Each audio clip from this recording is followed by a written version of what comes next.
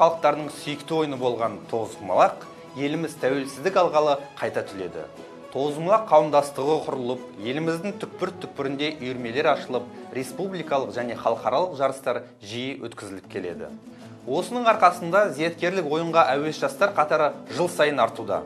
Жалпы қазіргі кезде әлемнің көптеген мемлекетінде зияткерлік мұрамыз кеңінен насихатталып жатыр. Мәселен, Қырғыз Республикасы, Моңғолия, Чехия мектептерінде тоғызқұмалақтан үйірме сабақтары жүргізіледі.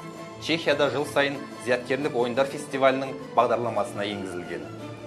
Ал Англия, Германия, Түркия, Ресей және Швейцарияда дәстүрлі халықаралық жарыстар өтуде. Интернет кеңістігінде Алтайдан Америкаға дейінгі аралықтағы 100-ден астам елдерде тоғызқұмалақ ойналып, қызығушылар саны артқан.